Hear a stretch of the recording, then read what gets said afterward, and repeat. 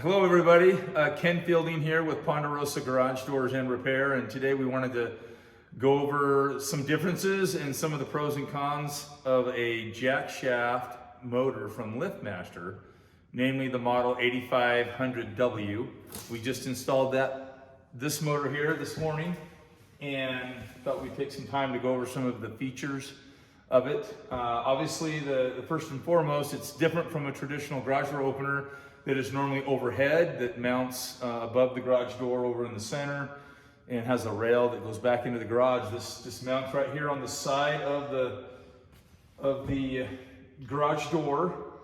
It connects right here with a coupler which attaches to the spring line, the torsion tube of the spring line, and of course it operates the door from that vantage point.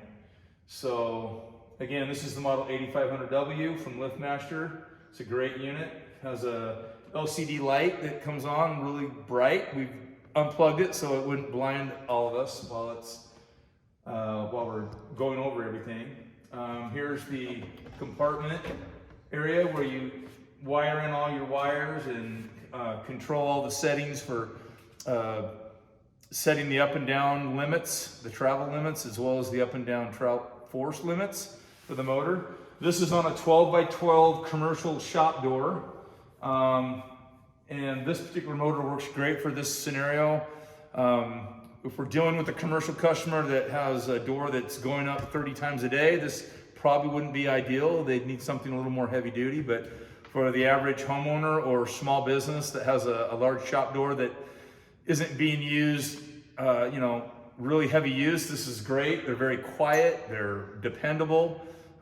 This runs on a DC powered motor, which are traditionally just very quiet, and they run a lot cooler, so you never have any worries of overheating. This one also has a battery backup compartment right here. So in the event that there's a power outage, your door will still run for a day or two, or possibly 3 days, not much longer than that. And if the power outage is gonna be longer than that, then there's just a simple screw right here that you remove and get into the compartment, and you can just kind of pull off one of the leads to the battery so it doesn't completely drain it all the way dead. And that'll help with the life of the motor. So I'm gonna run the motor right now. It has a feature that when it gets to the up position, it will, what they call their slow start and slow stop. It'll slow down just briefly right prior to getting to the top of the opening. I mean, it's slight, but it does have a slow down mode there. Again, when you operate the door, the light would typically come on, but we've unplugged it for the sake of our video. Go ahead and close it.